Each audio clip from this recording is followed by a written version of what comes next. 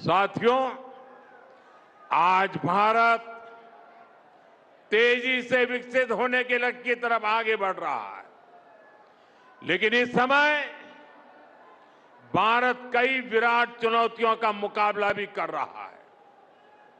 साथियों, कोरोना काल के दौरान ही दुनिया सप्लाई चेन के बहुत बड़े संकट से गिर गई थी।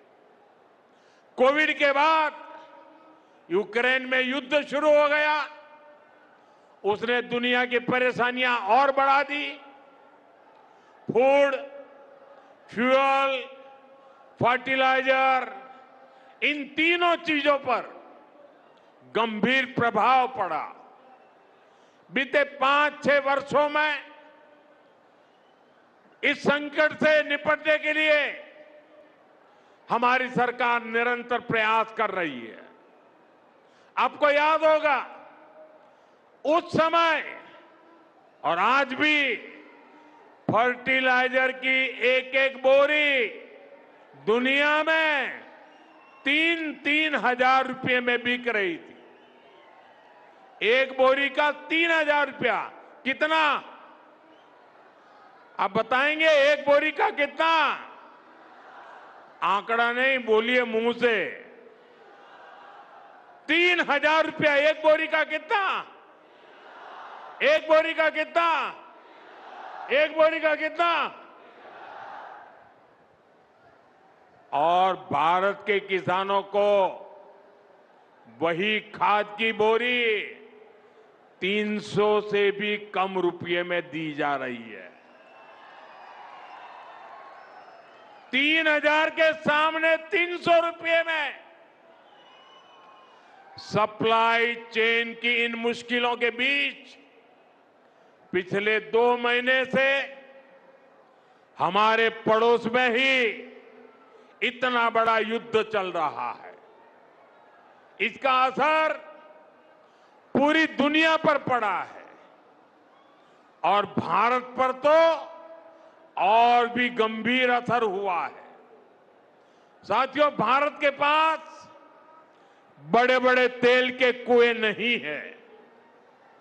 हमें अपनी जरूरत का पेट्रोल, डीजल, गैस, ये सब बहुत बड़ी मात्रा में दुनिया के दूसरे देशों से, बाहर से मंगाना पड़ता है। युद्ध की वजह से पूरी दुनिया में पेट्रोल, डीजल, गैस और फर्टिलाइजर के दाम बहुत अधिक बढ़ चुके हैं, आसमान को भी पार कर गए हैं। अड़ोस पड़ोस में देशों में क्या हाल है वो तो अखबारों में आता है।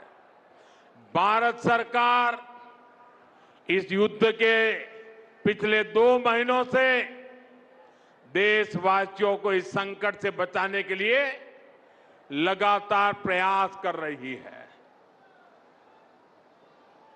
नागरिकों पर बोझ न पड़े, इसके लिए सरकार सारा बोझ सरकार खुद अपने कंधे पर उठा रही है।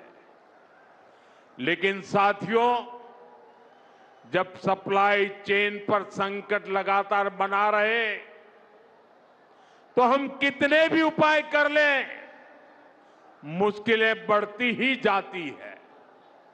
इसलिए अब देश को सर्वोपरि रखते हुए, मां भारती को सर्वोपरि रखते हुए हमें एकजुट होकर के लड़ना होगा। हमें याद रखना है, देश के लिए मरना ही सिर्फ देशभक्ति नहीं होती है। देश के लिए जीना और देश के प्रति अपने कर्तव्यों को निभाना, वो भी देशभक्ति होती है। इसलिए वैश्विक संकट के इस समय में हमें कर्तव्यों को सर्वोपरि रखते हुए कुछ संकल्प लेने होंगे और उन संकल्पों को पूरे समर्पण भाव से पूरा करना होगा। जैसे एक बड़ा संकल्प है पेट्रोल डीजल का संयम से इस्तेमाल करना। साथियों, हमें पेट्रोल डीजल का उपयोग कम करना होगा। शहरों में जहां मेट्रो है वहां हम तय करें कि हम मेट्रो का ही उपयोग करेंगे, ज्यादा से ज्यादा मेट्रो में ही जाएंगे। अगर कार में ही जाना जरूरी है तो फिर कार पूल करने का प्रयास करें और भी लोगों को साथ बिठा लें। अगर हमें कहीं सामान भेजना हो तो कोशिश करनी है कि वह ज्यादा से ज्यादा रेलवे गुड्स के जो ट्रेन होती है रेलवे की सर्विसेज से भेजें, ताकि इलेक्ट्रिक रेलवे होने के कारण पेट्रोल डीजल की जरूरत नहीं पड़ती है। जिन लोगों के पास इलेक्ट्रिक व्हीकल है वो भी कोशिश करें कि इलेक्ट्रिक व्हीकल का ज्यादा से ज्यादा उपयोग करें। साथियों, हमने कोरोना के समय में वर्क फ्रॉम होम की, ऑनलाइन मीटिंग्स की, वीडियो कॉन्फ्रेंस की, ऐसी अनेक व्यवस्थाएं विकसित की और हमें आदत भी हो गई थी। आज समय की मांग ऐसी है कि उन व्यवस्थाओं को हम फिर से शुरू करें तो वो देश हित में होगा। Work from home, online conferences, virtual meetings, इनको हमें फिर से प्राथमिकता देनी है। साथियों, आज जो संकट है उसमें हमें विदेशी मुद्रा बचाने पर भी बहुत जोर देना होगा, क्योंकि दुनिया में पेट्रोल डीजल इतना ज्यादा महंगा हो गया है, पहले से कई गुना ज्यादा कीमतें बढ़ गई है। तो हम सबका दायित्व है कि पेट्रोल डीजल की खरीद पर जो विदेशी मुद्रा खर्च होती है, पेट्रोल डीजल बचाकर हमें वो मुद्रा भी बचानी है। इसके लिए हमारे छोटे छोटे प्रयास भी देश की बहुत मदद कर सकते हैं।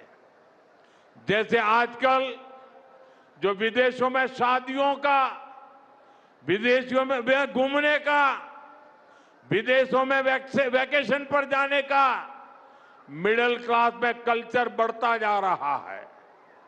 हमें तय करना होगा कि जब ये संकट का काल है और हमारी देशभक्ति हमें ललकार रही है, तो कम से कम एक साल के लिए हमें विदेशों में जाने की बातों को टालना चाहिए।